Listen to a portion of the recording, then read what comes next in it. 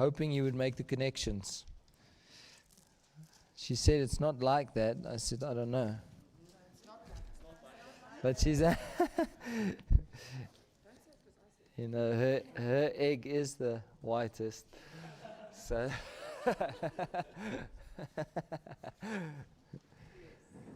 1 Corinthians 15, verse 34. This is not quite the study, but I do want to just throw this in there. 15, verse 34. Awake to righteousness, and sin not, for some have not the knowledge of God. I speak this to your shame. Awake to righteousness. The more I read and I see everywhere where righteousness is, the more I see how righteousness is given, and we are made righteous through Him. We are accepted by or through Him and in Him. But then there's this righteousness working in me, and me surrendering and yielding to the righteousness, and then me living it out. Then His righteousness become my righteousness. But here He says, awake to righteousness. That word awake means to rouse oneself out of a stupor. A stupor, I had to go look in the dictionary, and it means unconsciousness. It means insensibility. It means a condition of greatly dulled senses or apathy. That word awake also means to become sober, to return to soberness of mind, to be temperate and to watch. To be temperate, to have temperance, it's self-control. To be temperate, to watch. So there's a control when you awake to righteousness. When I awake to the righteousness that He has put in me, to that vine that is planted in me, and I'm watching and I'm guarding and I'm looking at that righteousness, walking in that righteousness, allowing Rabasa, woo! Hey! Allowing that righteousness to be worked in me. I care about that righteousness. I long for that righteousness. I yield to that righteousness. Psalm 23. We know Psalm 23 so well. It's still one of my favorite Psalms. Every time I go back to it, there's just something else that I haven't seen. I know there's so much I still haven't seen. Let's just read from verse 1. The Lord is my shepherd. I shall not want. I shall not be deficient. I shall not decrease. I shall not lack. Now that word want there, I don't know how to pronounce it, but chosar, in Daniel 5:27, he said, I've weighed you in the balances and I've found you wanting. It's the same word. I've weighed you in the balances and I've found you wanting. Now, when the Lord is my shepherd, I shall not be. Hey!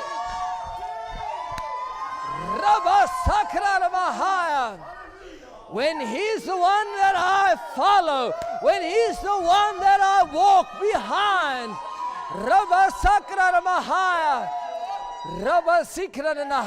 when He's the one that I follow hard after, look to, want to become like, I shall not be found wanting. Praise your holy name. Shall not be deficient. He maketh me to lie down in green pastures. He leadeth me beside the still waters. The Lord is my shepherd. It means I accept that guidance, that leading. I follow after. I eat where He says I should eat. I stay away from where He says it's dangerous. I drink at His crib. I walk with Him and allow His staff to correct me when necessary, but also to defend me when necessary. And feed me with bread convenient. And then He maketh me to lie down in green pastures. And He leads me beside the still waters. That's how He comes. You find the peace. You find the new life. You find the greenery. You find the new food. You find the new experience with Him. You find the peace and the stillness. And then He restores my soul. That word restoreth means, it's a Hebrew word shub, we know that very well. It means to return to worshiping God, to return to the original starting place, to the to return to the starting point, to return to where the soul was in love with God, where the soul was worshiping the Lord. He restoreth. It's a process, but He's restoring my soul. Thank you, Jesus. And then He leadeth me in the paths of righteousness for His name's sake. That first leadeth means to lead gently along, and you follow. The other leadeth is walking from behind. Come on, come on. Come on, not forcing us, but come on, go there, walk there. And then He leadeth me in the paths of righteousness for His name's sake. He leads me. He leads me. All I have to do is awake. Awake to that righteousness. He leads. But when my spirit and my soul is asleep, then I won't see that. I will have the apathy that comes with the spirit of the day, where I don't care about those things. But when I'm stirred, when my mind returns to soberness, and I watch and I guard and I protect what He has done in my soul and in my spirit, the fruit, the seed of the fruit that He's planted, when I watch that and guard that, I'm awakened to righteousness. The more I walk with God, the more I'll become aware of my spirit. But I will also become more aware of my purpose and my calling. So yes, I will see where I'm lacking more, and I'll see where I'm not like Him more. But the other side, I will also have this confidence in Him, because I see my purpose and my destiny, and I know that my God is working so hard to get me to my destiny and my purpose. But there has to be an awakening to it. There has to be a stirring. There has to be a following. So He says, come on, I'll lead you in the path of righteousness. And He starts walking, and I need to start following. And I need to follow wherever He goes. Now, let me not run ahead. Psalm 85.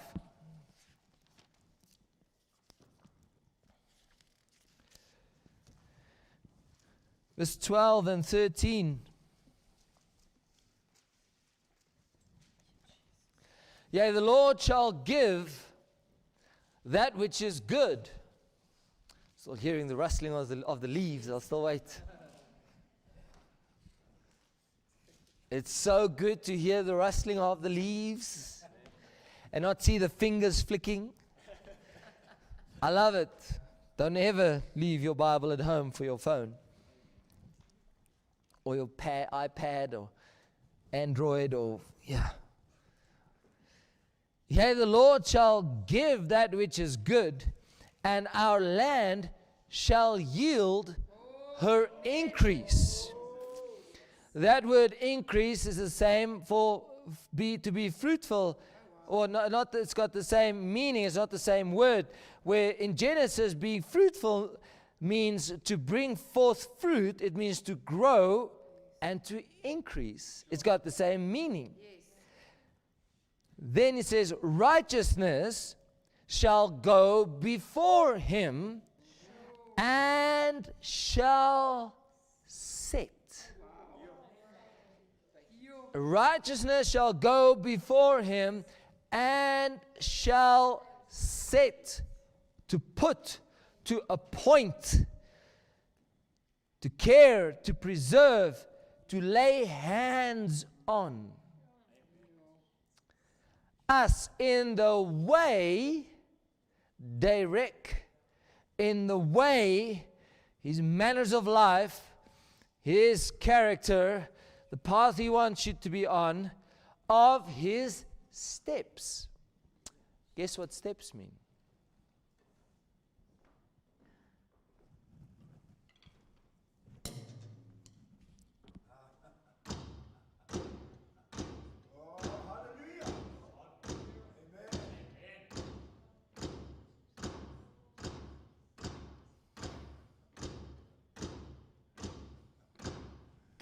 You're not getting it. It's the beat of his steps. As he walks, I walk. He will lead me with him.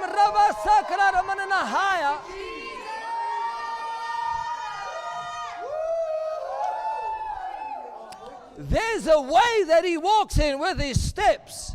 It means I'm following with his steps in the beat at the same time.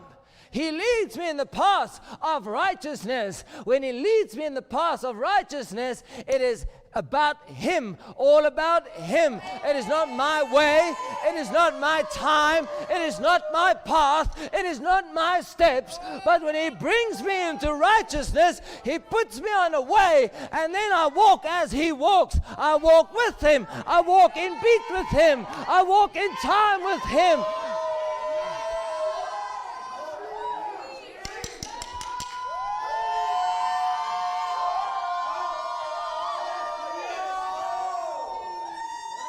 There's a set and appointed time for God to do in your life what he wants to do in your life. And when righteousness goes and he puts me in the path or in the way, there's a path that's with his son's footsteps. And all I have to do is walk where he walks.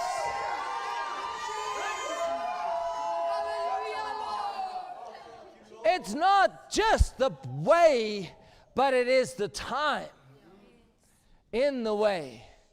And what he's busy doing, you'll see it a bit later, it connects in any case, I see now. There's a time. There's a time, a set time. You've had those studies, city of solemnities. There's a time for God to move. There's a time where God opens up the door, and there's a time for us to walk through it. So it's one thing to have the way, but it's another thing to walk in the way according to the beat, the heartbeat of the Father and of the Son. There's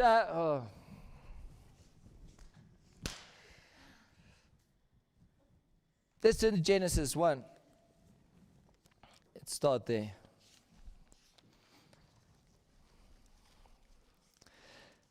Verse 26.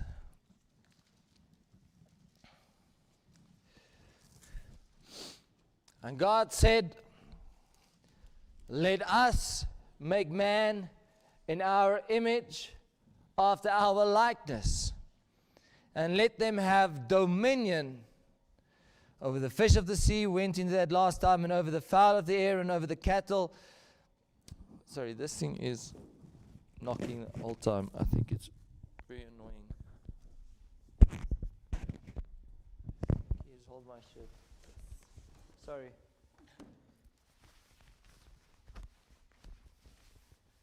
Thanks. I just hear this doof doof every time. There's not space in my jersey.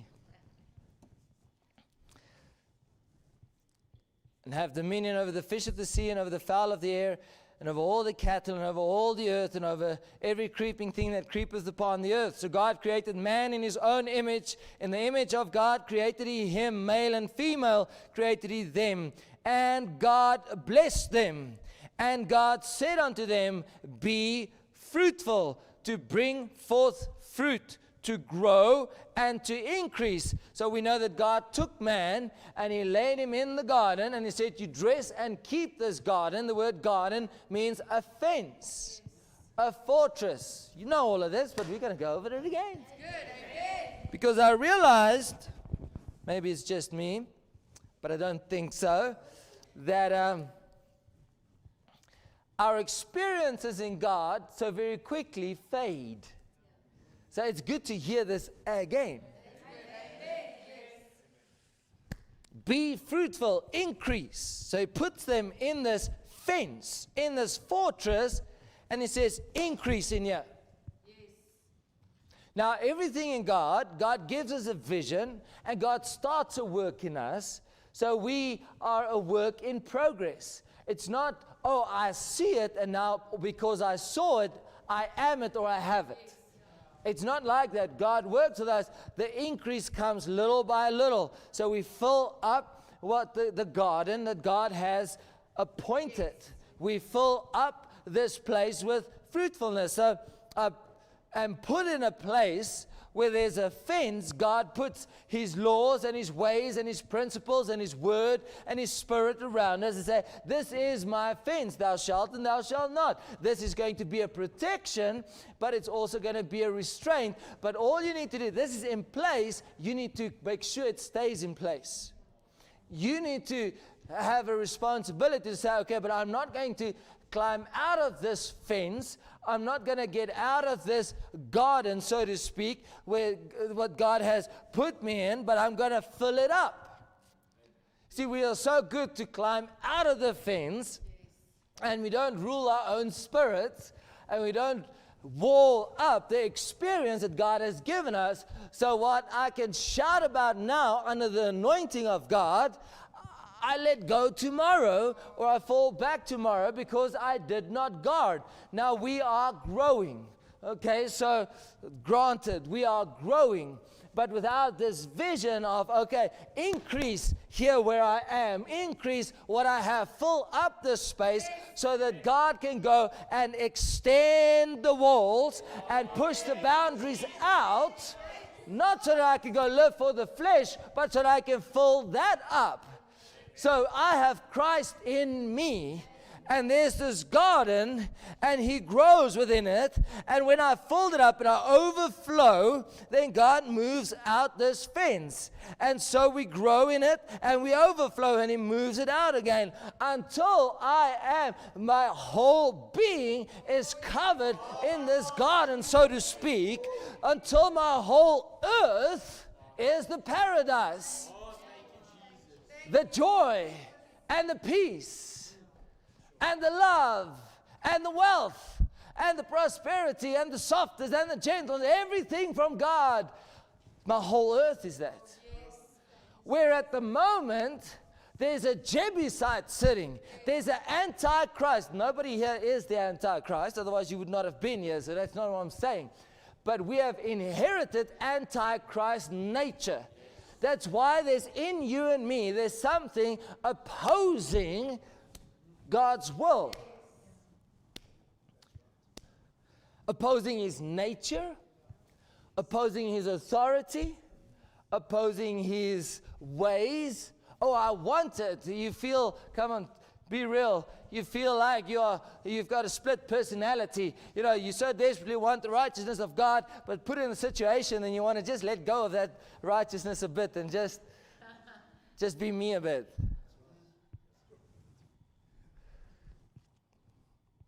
Nay. So we sit with this two natures. I show fighting because I was a fighter, but for other people it might be something else. You know, you might be running around doing some other stuff, or you know, just letting go. One of the big things we do is we let go. We let go and we say and we do what we want to just for that time period, and then you're like, oh, but you know, I had such an awesome Sunday.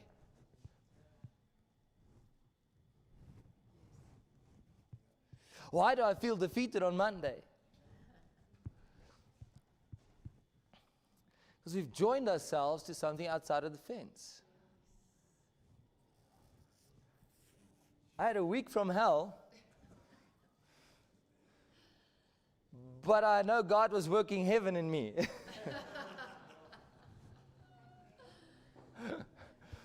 And I caught myself joining myself to negative thoughts and feelings and these things, and I have to constantly bring myself back.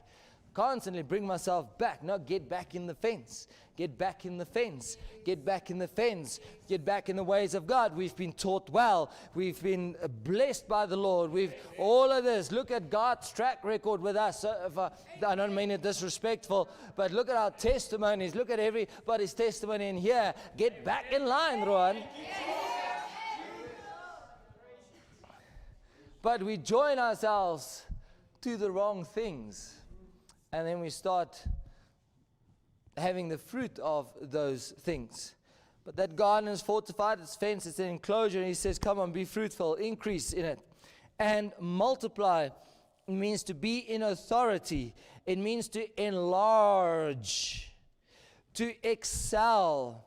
It means to increase and be much more. So what's there, make it much more. Increase it, multiply it, be in authority. When you are in authority, things multiplies. There's a what's the word in Daniel? They will do exploits. You will do exploits. You will walk onto new territory and expand what you have. And then he said, replenish, to fill, be full of, to furnish, to overflow, to expand beyond, and it means be fenced. Be fenced. We cannot grow without that fence, and it's that fence that we so often climb over, kick down, not stay within it, and then the fruitfulness goes.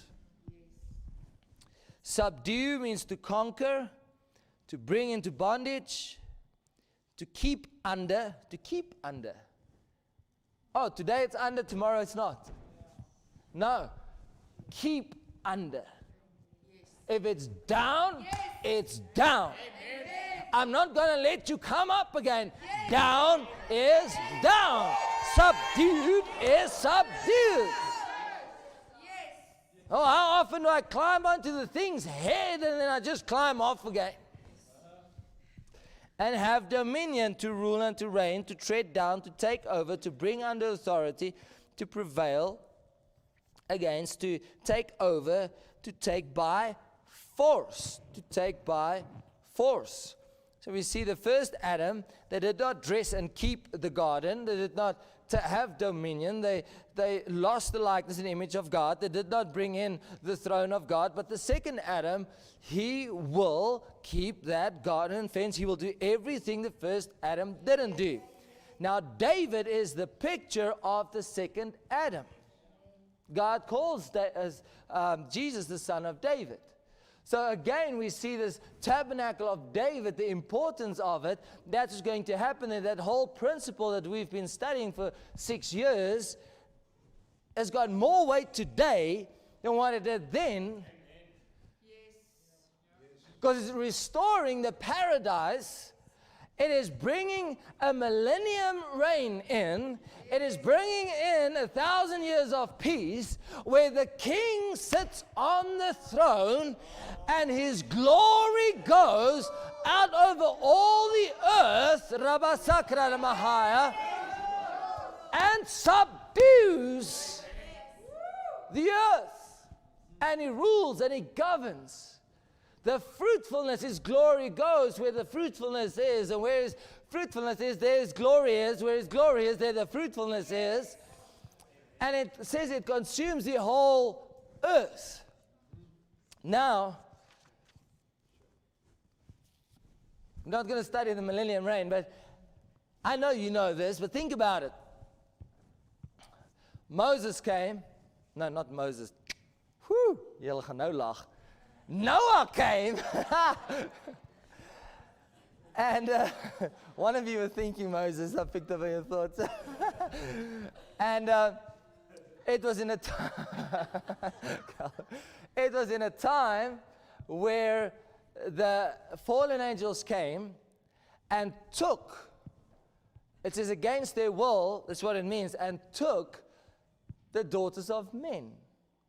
And they had communion with him, or the intercourse with him, and they created these giants. Now, we know in the end times, Jesus said that as in the days of Noah, I'm sure you watched Pastor Hanson's study, how the unions is still there. We still form these unions. Now, I realize some unions I have chosen, but other unions was forced upon me. Other unions came and raped my will, where it was passed down, put on me. So now I'm sitting with these unions that I created and unions that was put on me, and these unions need to break. So what did God do in order to kill the giants? Send a flood. He sent a flood. Have you felt you've been flooded? But it's okay, because when I run into the ark,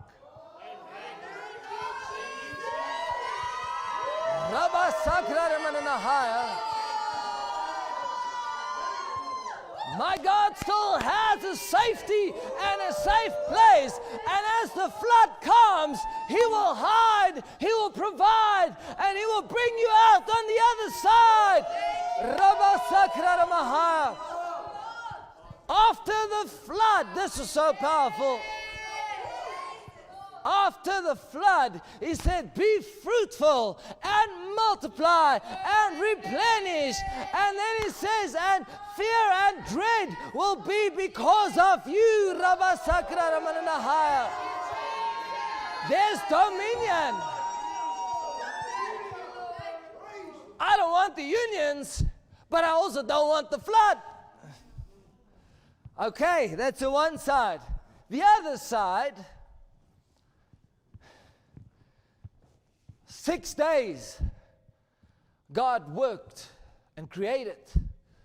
On the sixth day, He made man in His likeness and in His image. On the calendar of God, we are on the sixth day, right before the seventh. And He's working the likeness and the image of His Son in us. To whom the end is come, the Laodicean church age, to them that overcome, He says, I will make Him sit in my throne. We know the man-child is the only one that sits on that throne with Him. Now we are waiting for, yes, the rapture and then tribulation and all of that. But then He's going to come back. Now, if a part of the journey is for me, then the whole journey is for me. So when He comes, when the Son of Righteousness comes on that horse of faith, after the Antichrist ruled and reigned on the throne, what's going to happen?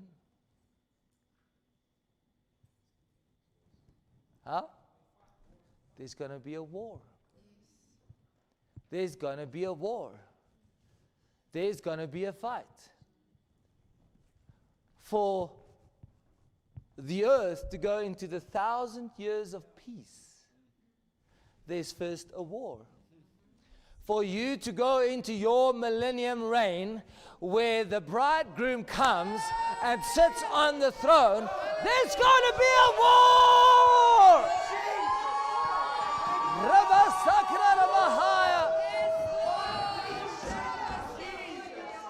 Don't get weary of the fighting. Don't get weary of the warfare. There's a millennium coming.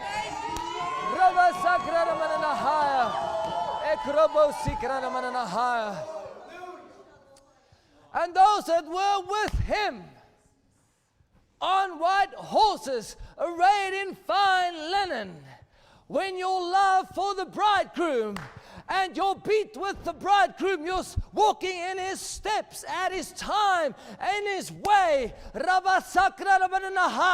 When it's time for him to come and to kick the Antichrist off of the throne, to take his rightful place, just be joined to the right side and let him do what he needs to do. There's going to be a war in your spirit and in your soul.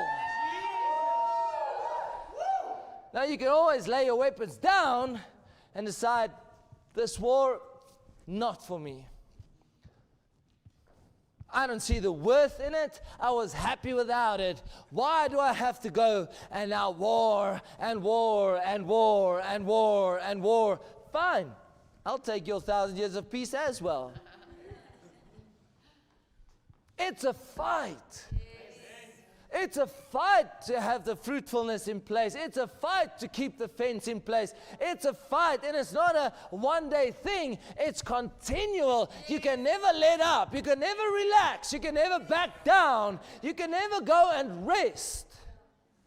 The rest will come when he's on the throne. That's when the rest will come. That's when the seventh day, and God rested, and he saw that it was good. We are more or less in the 6,000th year. How do you say that? 6,000th year. Sweet. We are at the end of that 6,000th year. And we're going into this seventh, that's easier. The 7,000th year. Where there's 1,000th year in the seventh day, on the seventh week, beginning of the 7,000. But there's going to be a tribulation. Amen. That's the picture of my flesh. Don't be discouraged. You're going into a battle that you know who's the winner. Amen. Amen. You know already who's the winner. All hail the Lamb, enthroned on high. His praise shall be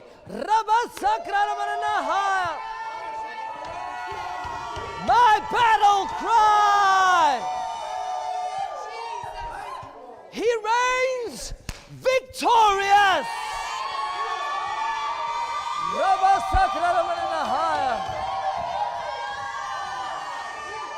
Woo, I feel him. Forever glorious. His name is Jesus. He is the Lord. Praise you, Jesus. You see, if I take what he has planted in you, I take what he's planted in me, and I just guard and protect and let this fruit grow. Let me walk with him, and in the paths, in the ways that he leads me to, yield to his righteousness. When I worship and I war in this place that he has created for himself, the Spirit that is the Garden of Eden within. It is the Zion, the fortress of God within. It is the kingdom within. When this Spirit has got all its deposits from him, and I guard the fence that he's put around it and placed around it, and I let that grow, and I choose it, and I walk in it, and I let it grow and grow. There's an increase. There's an increase. If it was this big, when it increases and fills this space, you've got dominion over this space. And then when this cannot contain the fruitfulness in you, then God moves the borders. Then you fill this up, and you fill this up, and you guard, and you watch, and you protect, and you stand watch. Until that is filled up and overflowing and replenished. then God moves the borders. Then there's dominion over this much. It's a war upon a war upon a war upon a war. Now, no soldier entangleth himself with the affairs of this life, because his war is not for or against this life. It is for something much greater and against something so much greater. Praise God. Isaiah 54.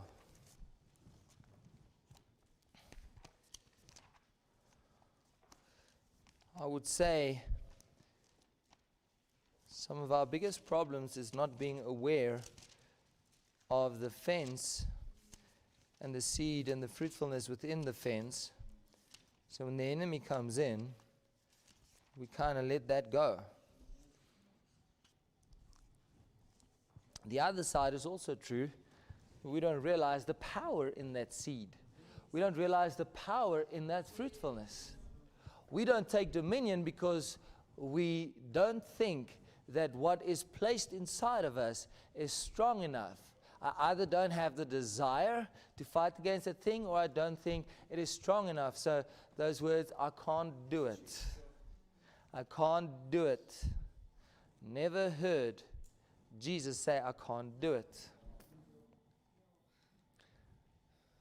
Let's look at humans, for example, the Apostle Paul. He says, oh, this burden, this thorn in my flesh, please remove it from me. God said to him, my grace is sufficient for you. And what did he say? I can't do it.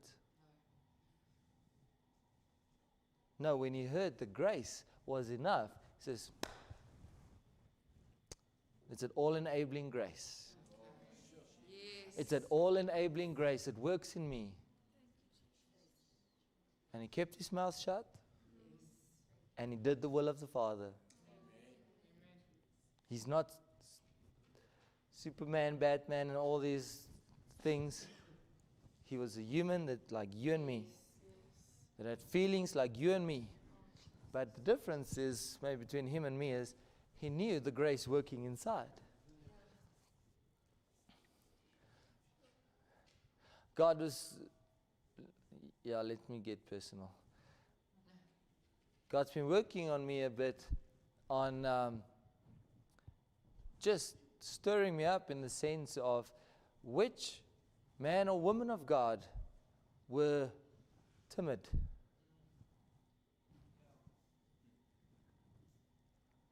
Which man and woman of God in the Bible that we read played the victim, even though they were many times the victims?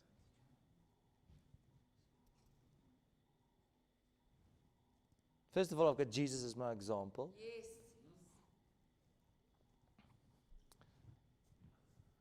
He didn't whimper away. And then there are the disciples. They didn't cower away from what's coming. And yet, in me, there's a part that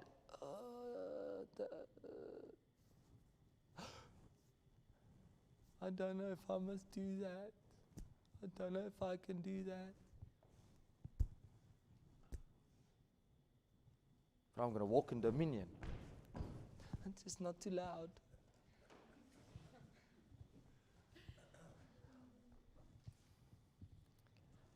Who is my God? What did my God place inside of me and inside of you? Who is your God? Do I have so much confidence in Him? I'm growing, I'm a work in progress. Now I'm making excuses. So much confidence in Him that my weaknesses, my hurts, my failures, my faults, my mistakes does not surprise Him, and it does not intimidate Him. So if He's not intimidated, and He's the one that I'm bowing down to, if He's the one that I'm bowing down to, why am I intimidated by my faults, my failures, my mistakes?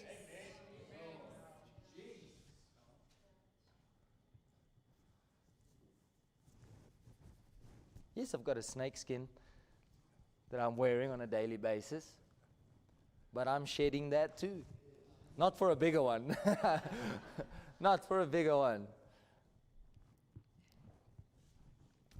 I don't know. I just feel we are in a time, and we're going into a time where the battles within and the battles without are going to take some real courageous people with a spirit that knows who their God is, with the fruitfulness in it, so that there can be an authority and a multiplying and an enlarging for what God is going to do in your life. If I don't enlarge, He's not going to fill. Go to Isaiah 54. Did I say that? Verse 1. Sing, O barren. Sing, O barren. This was 70 years in Babylon. After the 70 years in Babylon, or on the way in there, thou that did not bear. You did not. You could, but you did not. Break forth into singing and cry aloud. Thou that did not travail with child. So they could travail, they could have a child, they could be fruitful. I could have been fruitful so many years ago. I could have been with child so many years ago. Now He comes and He says, oh, sing aloud, O barren. Sing aloud, you that don't have the fruit that you desire. For so many years I've been saved. For so many years I've been walking with God, and I still have the same issues.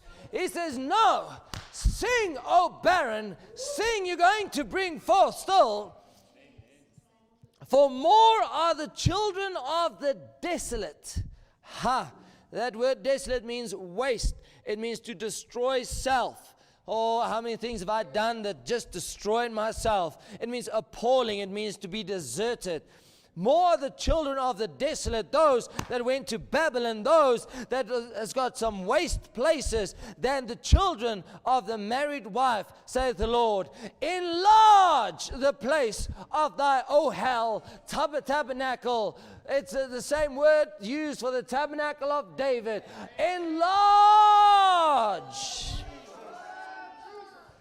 It means to broaden. It means to make large the place of thy tent, and let them stretch forth. It means to lie down. It means to offer. It means to be lying down outstretched. It means a prolonged. It means cause to yield. Stretch, he says. Stretch, that's a pulling out. If you're going to take my one arm and my other arm and you're going to pull, I won't be pulling like this. I'll be going down in pain. I'll be feeling the tension on my joints. I'll be stretched out as I'm being offered. But he says, come on, stretch out. It is painful. Enlarge the place of your habitation. Go and make it bigger. Make room for what is coming. But stretch out.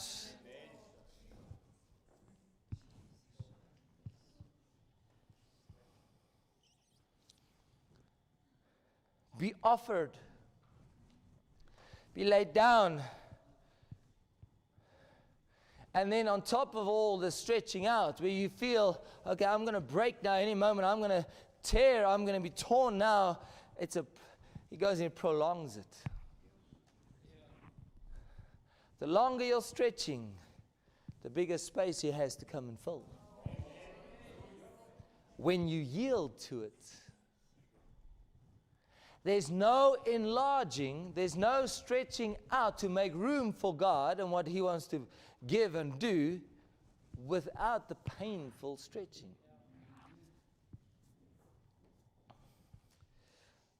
The curtains of thy habitation, spare not. Lengthen thy cords and strengthen thy stakes. Spare not, it means to hinder not. Do not hold back and don't restrain. Spare not, hinder not what God is busy doing in the stretching out. Oh, He'll bring the situations, and you'll feel thinly stretched out. But when you yield to that stretching, there's room that's being made.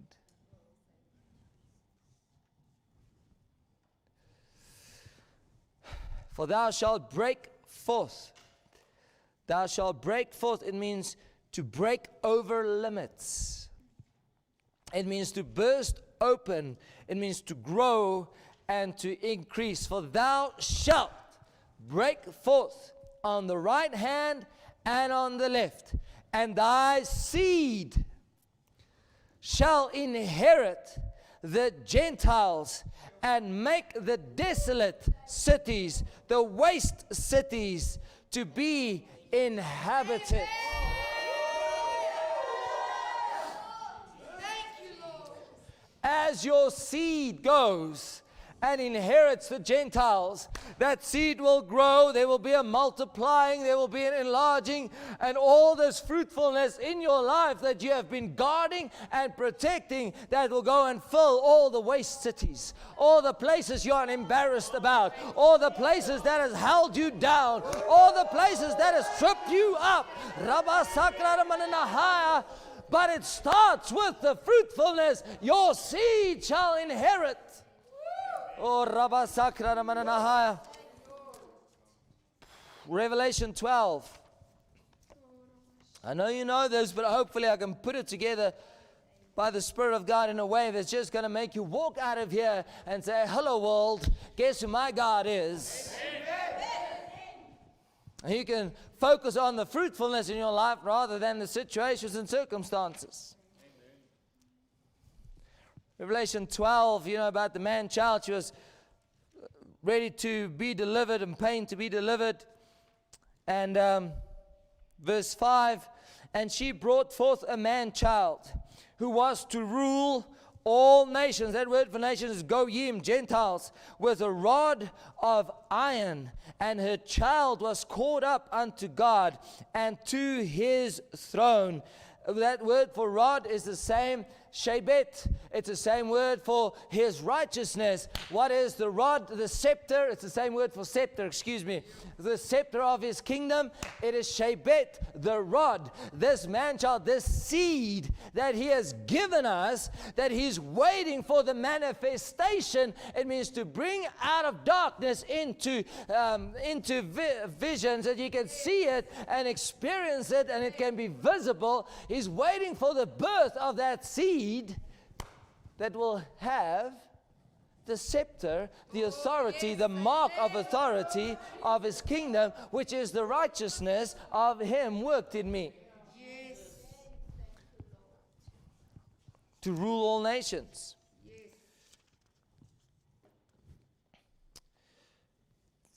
Revelation chapter 2. Verse 26. I don't think anybody is surprised by the spirit that we are fighting of the day. It is a Jezebel spirit. Spirit of witchcraft that's against the authority and the ways of God.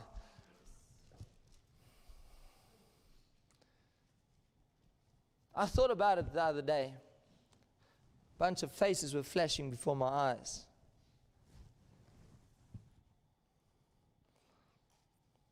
People that had a specific role to fulfill, but they wouldn't come in and just fall into God's order with God's vision and God's purpose. Walking with the Jezebel spirit and walking right out of here.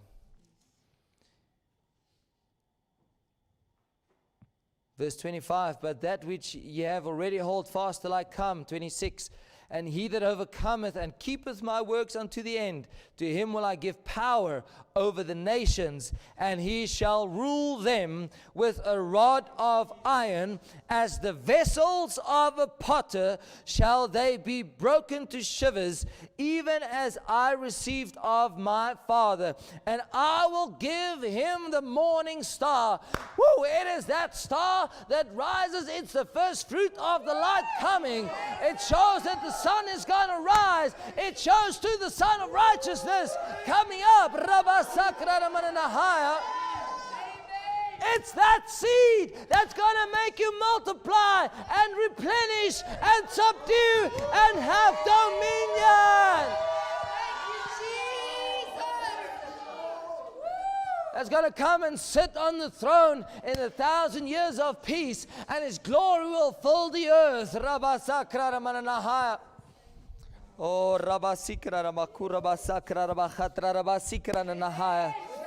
bless you, Lord.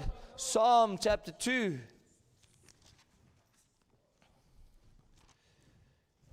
Man, I ran out of time again. We split it in two. If you can just walk away encouraged. It would be wonderful to take up the battle and fight it even more fierce. I'm telling you, this antichrist nature in me is squirming like a worm. I'm going to crush it like a worm too.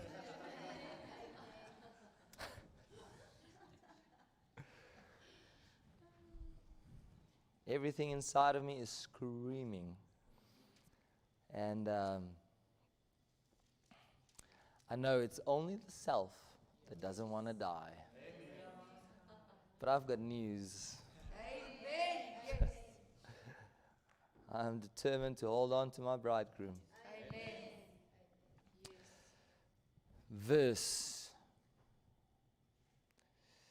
Let's read verse 8 and 9. Ask of me, and I shall give thee the heathen for thine inheritance, and the uttermost parts of the earth for thy possession. Thou shalt break them with a rod of iron.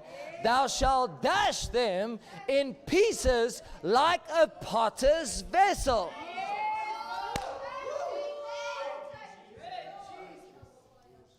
That comes from the fruitfulness. Focus on the fruit.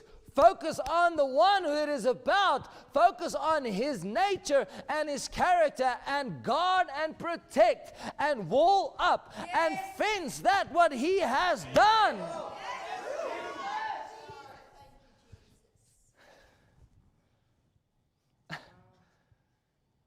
Look what he's done. I know you're going through tough things. I know you're going through circumstances and situations. I know we spoke on Thursday night. There's a vexing spirit trying to torment me, or not trying to, he is tormenting me. And you said the same. It's just tormenting and vexing and tormenting and vexing. It's trying to cut down what God has planted in my life and cut down where God has brought me from. But when I fence up what God has done, and I stand on the watchtower,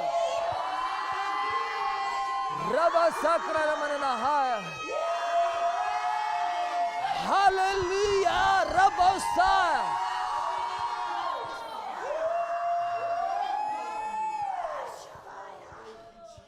And I walk. And I go and continue, and I'm a watchman, and I keep on going and watching my unions, breaking some unions. That space will fill up with the fruit.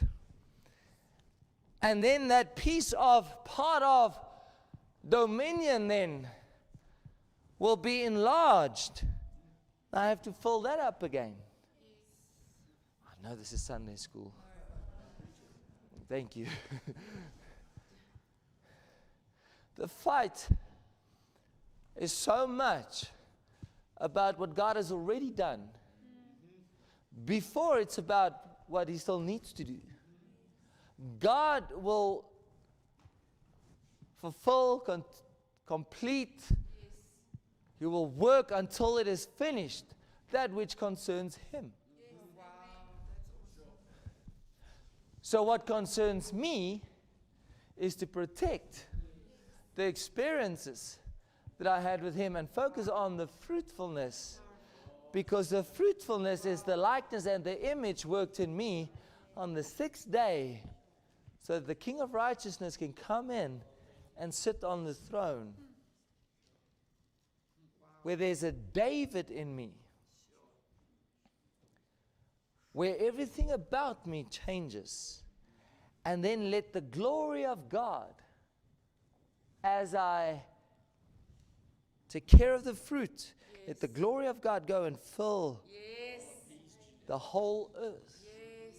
So that my members are yielded to righteousness. Amen.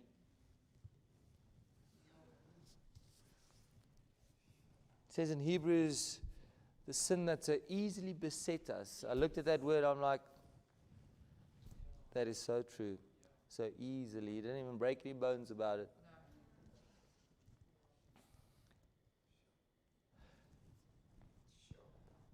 That the world might see.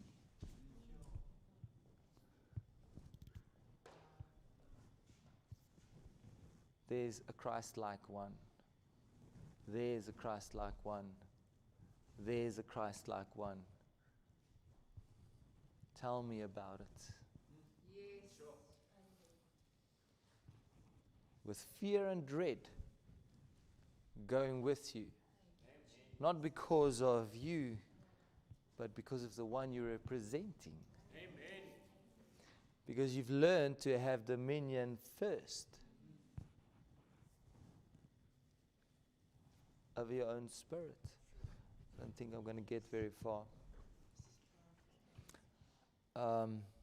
Joshua, chapter 23. How long have I been preaching? An hour, I think. A year. Verse 3.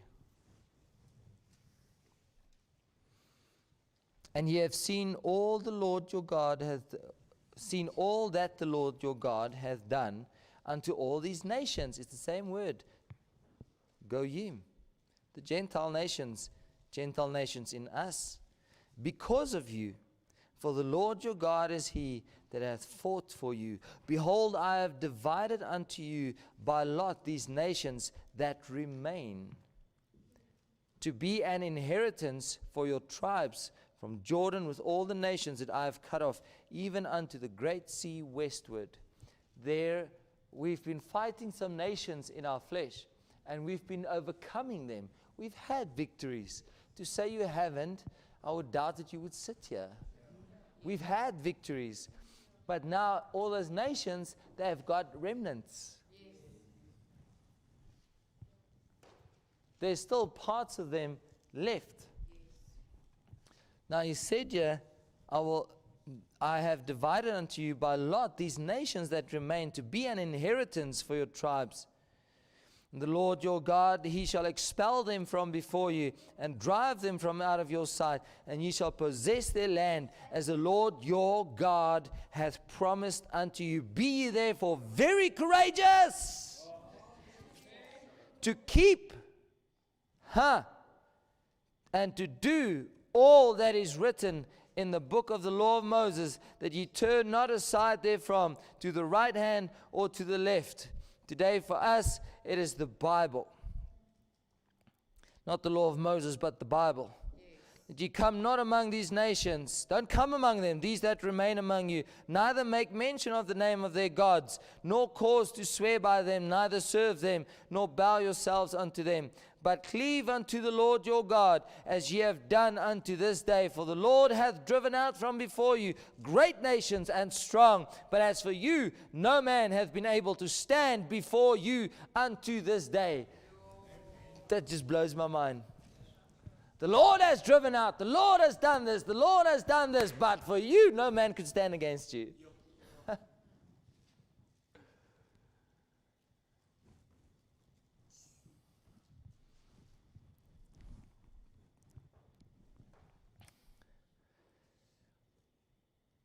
One man of you shall chase 1,000, for the Lord your God, He it is that fighteth for you as He hath promised. One man of you shall chase 1,000, for the Lord your God. You will chase him, but the Lord is fighting for you, as He has promised you. Take good heed therefore unto yourselves, that ye love the Lord your God.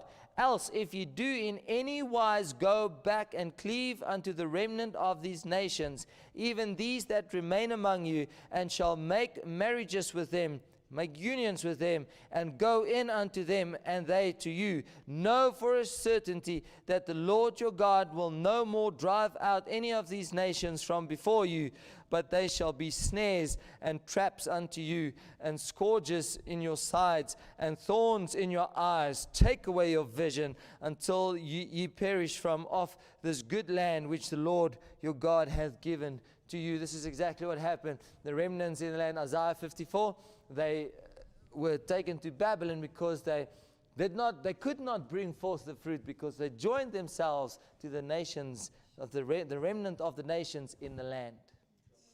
Took away their vision, took away their walk, took away their worship, took away everything about them, because they made joinings, because they did not guard and protect. I don't want to keep you much longer. I can feel I'm winding down.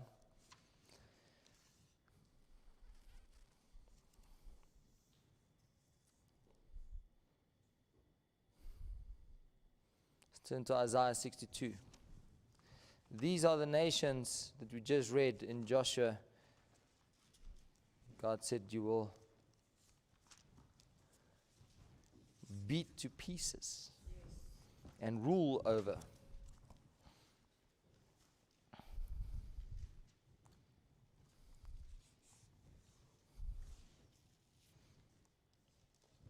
Keep your finger there. Proverbs 25.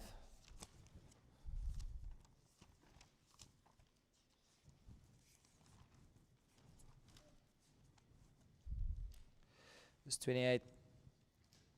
He that hath no rule over his own spirit is like a city that is broken down and without walls. That word for rule over means restraint. It means to be closed up, to be shut up. It means control, withhold, refrain, shut in, to keep oneself, to enclose, to remain within the wall.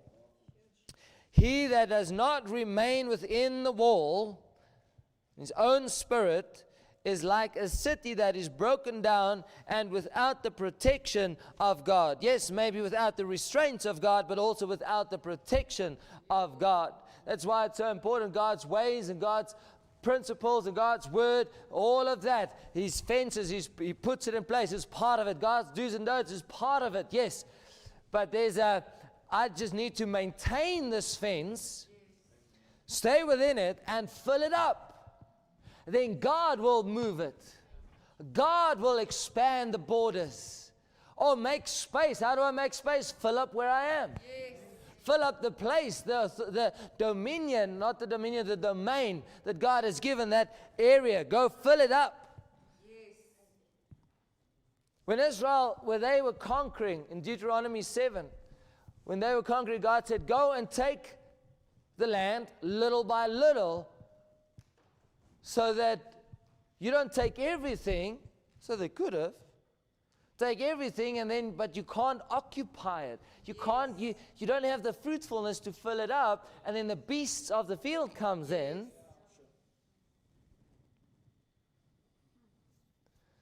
So what I have, this today's victory, let it increase tomorrow. Don't take a step back. Press through.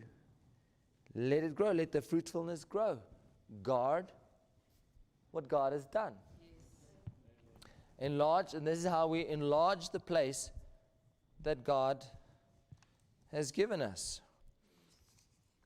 Okay. Isaiah 62.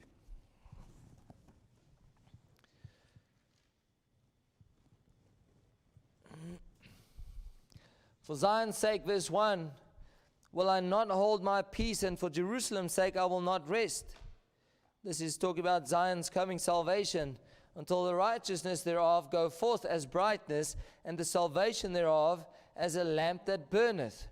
And the Gentiles shall see thy righteousness. They shall see thy right standing with God. They shall see the man-child with the rod of righteousness coming forth. And all kings thy glory, and thou shalt be called by a new name, which the mouth of the Lord shall name. Thou shalt also, this is jam-packed with stuff, thou shalt also be a crown. You will be a crown of glory in the hand of the Lord, and a royal diadem, or rabasaka, a turban, a headband, rabasikra maha, a show of authority. You will be the crown in his hand to see. This, or rabasikra maha. They let me have authority over them. They brought forth the man-child. They are a kingdom of priests, a royal priesthood. Thou shalt no more be termed forsaken, neither shall thy land any more be termed desolate, but thou shalt be called Hephzibah. My delight is in her purpose. That's what it means. You've walked in my purpose now. You've been brought back to the beginning, to the original purpose. And thy land Beulah married Rabasakra Ramahaya. For the Lord delighteth in thee, and thy land shall be married. For as a young man marrieth a virgin, so shall thy sons marry thee. And as the bridegroom rejoiceth over the bride, so shall thy God rejoice over thee. I have set watchmen upon thy walls, O Jerusalem, which shall never hold their peace. Not in the daytime, not when it's going well, not when it's hot, nor in the nighttime, when it's dark, and when it's fearful. Rabasakra Ramahaya.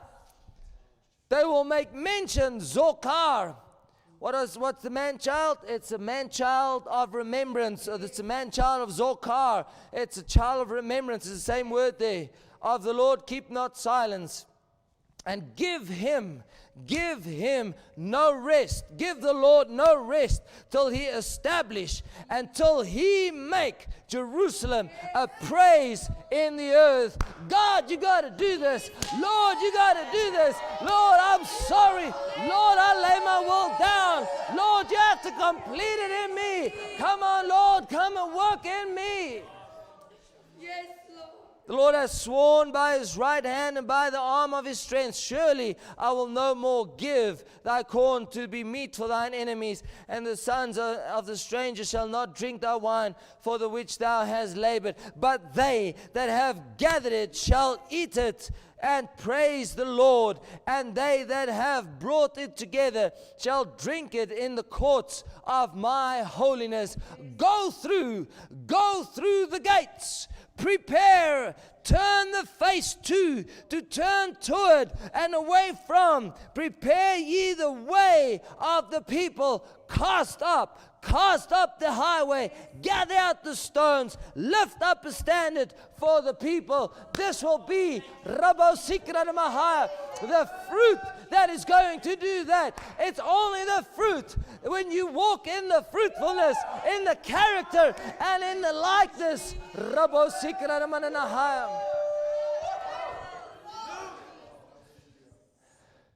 When you walk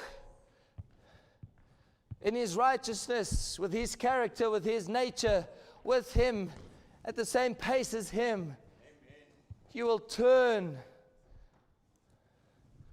You'll prepare the way for the people. You'll turn their faces. Something different. There's something different. But it's not going to come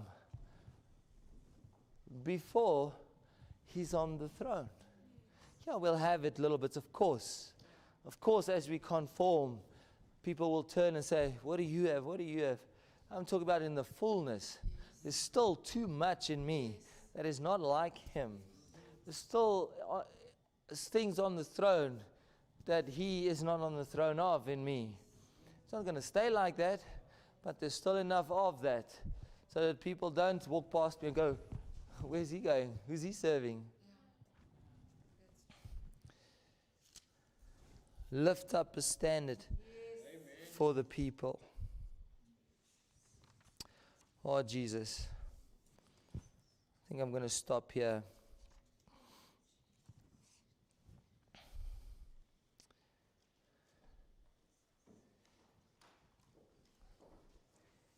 Yeah.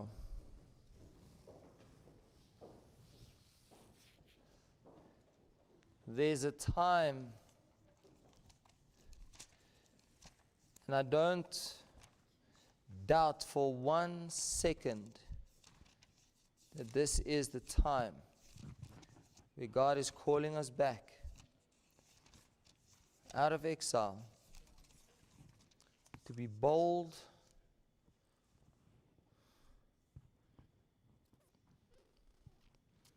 and courageous. He said in Zechariah 2, can I close with that? I'm already over time. From verse 1, I lifted up mine eyes again and looked, and behold, a man with a measuring line in his hand. Then said I, whither goest thou? And he said unto me, to measure Jerusalem, to see what is the breadth thereof, and what is the length thereof.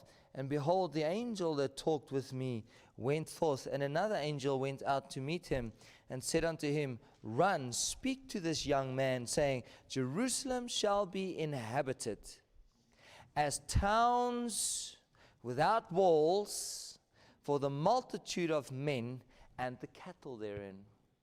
Doesn't mean that it's just, let me read on. For I, saith the Lord, will be unto her a wall of fire round about, and will be the glory in the midst of her. He said, go and measure and see if the walls that is there now, if the limits that is there now, if they can contain the increase, the fruitfulness that God is going to put in there. And he says, you know what? Drop those walls. They have expanded beyond it. I will be a wall of fire around them. So that as they keep on increasing, I will keep on increasing. But they will not be without a wall. You will never be without a wall. If you are without a wall, you're out of the will of God. But look at the increase the nation of Israel had when God said, go and measure and see if what I'm going to do, if there's enough space for it. And then he said to them, Isaiah, go and enlarge your place of habitation, because you need to make room. Be stretched out. No wonder we feel like we're being stretched out.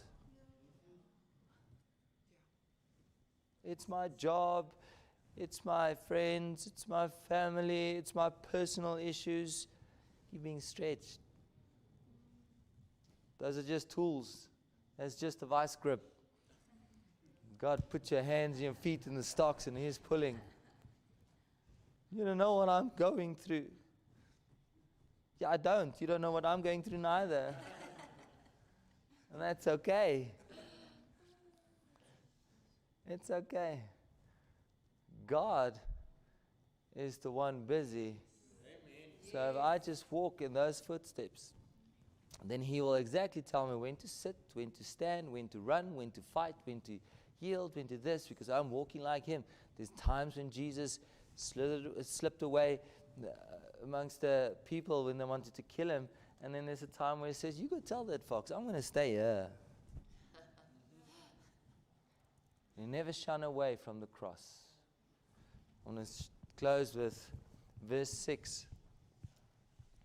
Ho, ho, come forth, and flee from the land of the north, that is Babylon, saith the Lord.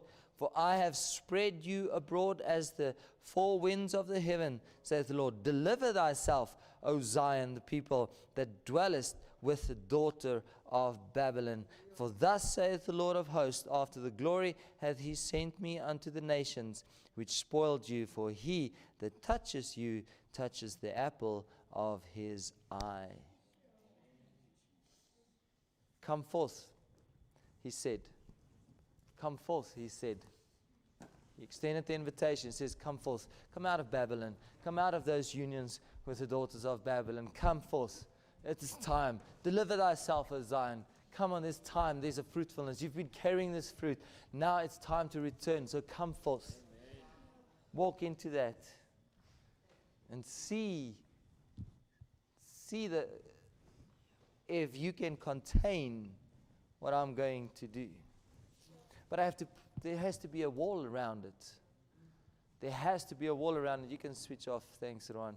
God bless everybody that listened.